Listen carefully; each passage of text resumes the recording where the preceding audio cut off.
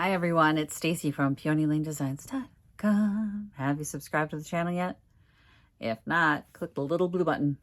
Don't forget to click the subscribe button, comment down below, like this video, and click the bell icon to be notified. I'm back with our chair. It looks so good. I do need to repair the broken piece that's on the front of this. I've got some wood glue and I got to get a clamp. But after I do that, so there is an issue with the seat, and I'm going to show you what it is. Can you see where it looks like I've swiped across? You can see the brush marks. I consulted with my husband, and those of you who are new here don't know my husband. He has his own business and he does like graphics and design and he's a painter too. So we had a little meeting of the minds because I'm like, I think this and he thinks that. And we just went back and forth about how we think we could resolve that issue. And he said that with the metallics, and this makes sense to me because we have a metallic wall in our living room, you will see roller marks or brush marks of any kind. So if I swipe across, which I did, you'll see it. Now on the other chair that I did, because the texture of the seat went up and down, you really didn't see them. It just looked like part of the pattern. The pattern on the seat went forward to back and top to bottom on the chair. There were already kind of lines in that textured fabric. Because this has the diamond pattern and the grain is going this way, across the chair, but then we've got the little hash marks. It's creating this issue. So his suggestion was, and I think I'm going to take it because he's been painting a very long time too. And he uses specialty paints like metallics and pearlescent paints on vehicles and automotive. And so I value his advice. If you have somebody who works with the product, like a type of product, and can give you advice, you should take it. So like he's been doing this for, 50 years, 40 years, working with the different metallics and pearlescents. And anyway, his suggestion was take each diamond shape, outline it, and then do like figure eight painting. So here,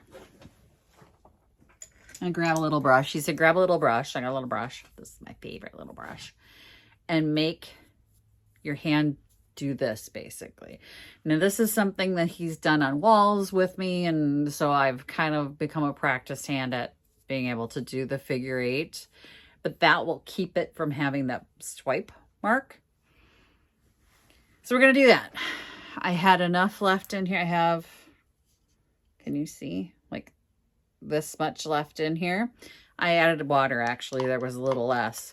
But I thinned it out a little bit because we're going to get a thin coat just to even out the brush marks because the paint itself is even. They're not, what I'm seeing isn't like an uneven coating on the paint. It's the brush mark.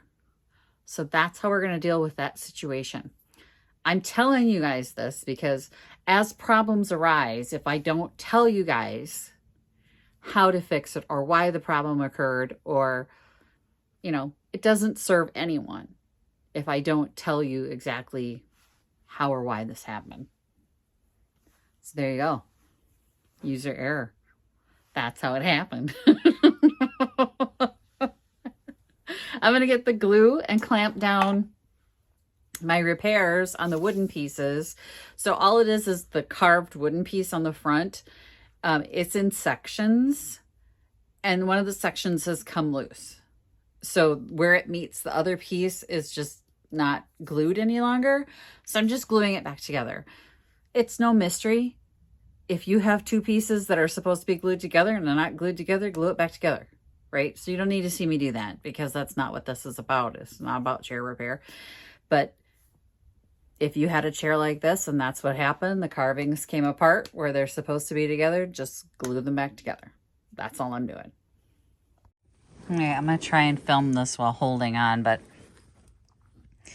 essentially just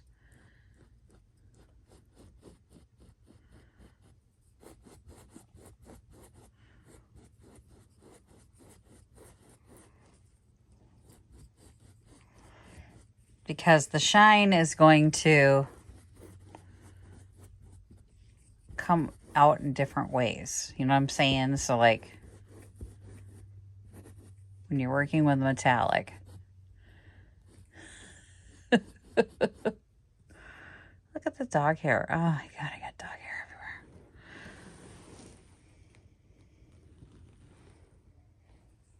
So there's a swipe mark. Let's try it on that one swipe mark there.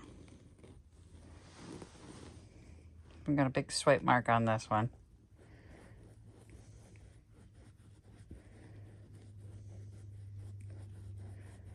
There's hardly any paint on this brush. We're just interrupting the swipe mark, right?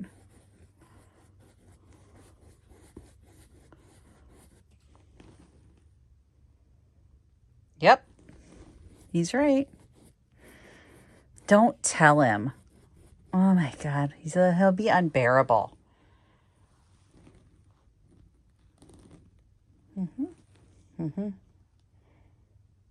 Yep. There'll be no living with him. He'll be unbearable. I'm going to get to painting. Oh, and there's my clamped piece there. So the carving had just separated at the seam right there. Just put some glue in there and clamped it back together. Right, well, that's as good as it's going to get. He also explained to me that the light from there is bouncing off there and causing like weird reflections where I'm going, it's uneven, it's uneven, it's uneven. It's going to look uneven because it's not, it's different light patterns playing off each other. And I'm like, is that why when I paint it, it doesn't change? Duh. I have a damp cloth, a damp paper towel. I am going to glaze the wood. So yesterday, if you didn't see that video, I don't even know why you're here. Because this whole thing is yesterday's video. Yesterday, this was pink and white striped. Not anymore. I said I was going to glaze into the details, the blue, and then wipe it away because I liked it. I like tested it. I don't know, one of these arms I tested it on. Here. And it looks really cool. It looks cool to have the little metallic into the carving detail just to bring that detail out. So I'm going to kind of dry brush the whole thing and wipe away the stuff on the top so that it's just in the cracks and crevices. We'll see how that goes. So this brush right now is really saturated. I'm going to get like most of the paint off of it. So like we're dealing with a brush. It's not quite covered in paint. And then I'm just going to hit the, ooh, I leaned on it. I want to hit all these carving details in here, get it in there. And then wipe off the top layer so it stays in the carving.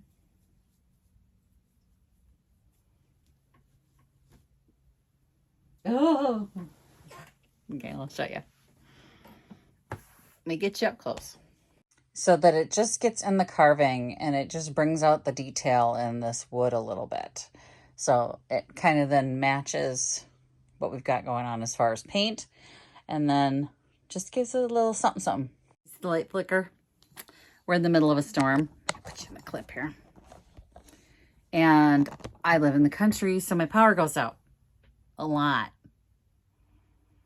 A lot.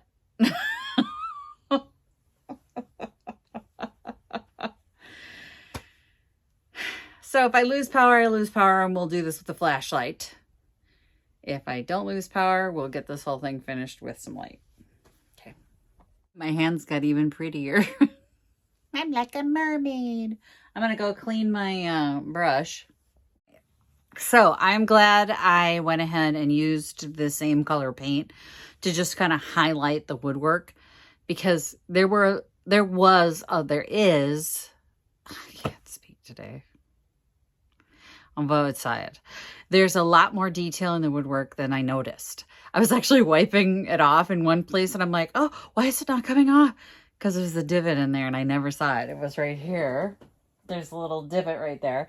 And I'm like, oh, I didn't even notice that. So it was a good idea. It kind of looks like it's a little like pickling over the top of furniture. You've seen pickling done before. It's like that, only with the same metallic sheen. I'm going to get you close to it. Don't worry. I'm going to show you. But I like the chair. I got to let this glue dry. And then tomorrow, I think I'm going to take it to Vintage Junkie and sell it. I love it, though. I would love this chair in my living room. It's got a Cinderella blue, kind of silvery blue color to it. I love blue. It is my favorite color. And I would have everything in my house some shade of blue like this. Hang on. I could feel a sneeze coming on and it was not a ladylike sneeze. Anyway, let me get you close and show you the detail in the wood so you can see what I'm talking about. And there you can kind of see the detail, almost like a pickling, just where the light shines off. This was the spot I was wiping away. I'm like, why is it not coming out? Oh, because there's a little crevice in there. So I just hit all the high spots. This looks really good now. The light's bouncing all over the place, but I think it looks really cute. And I'm going to try and get it into Vintage Junkie tomorrow. Seems only fair. The last green chair went to Picket. This one can go to Vintage Junkie. It's so pretty. I don't even know what I should charge for it. I don't know what I should charge for it. And I'm going to make up a price and hope it sells. And if it doesn't, lower the price. Bring it to Picket. It's just so pretty, you guys. Thanks for being with me. And before I forget, there is, because I knew I was going to be asked, like, how much paint did this take? 2 jars, 2 8-ounce jars. So these are the 8-ounce containers, and this was the Neptune color. So there is this much left. And there was a little less than that. I put a little bit of water in there to thin it out to do this. So, you need 16 total ounces to do a chair like this. This was 2 coats plus the little extra we did on the seat. Okay? So 2 coats, front and back, all the way around. 2 coats, 16 ounces. If I had less than 16 ounces, ain't gonna cover. Not gonna cover. So I have a little bit left in here to play with. If I have a smaller project, maybe a pillow or I have thought about doing maybe some arty stuff on a pillow or don't even. I know I'm not artistic. I know this. But I do have a husband who can make stencils for me.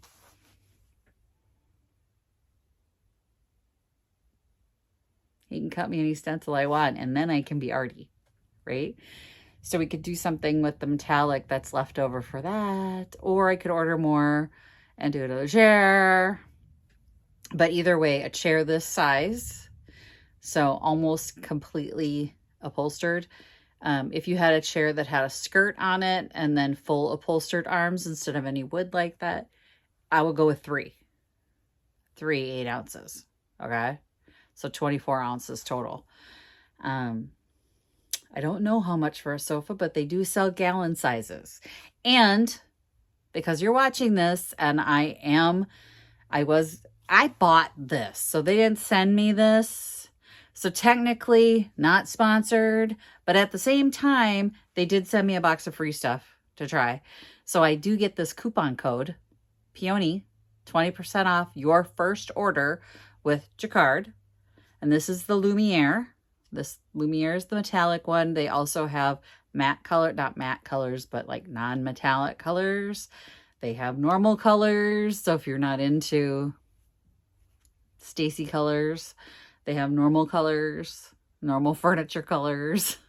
They have black, they have brown, they have red, they have blue, they have yellow, they have green, they have just every color you want. Any color you want. Purple. There's a purple. You can get it from them. There's a link in the description below that will take you directly to their page, and then type in Peony at checkout for your coupon code. It'll give you 20% off.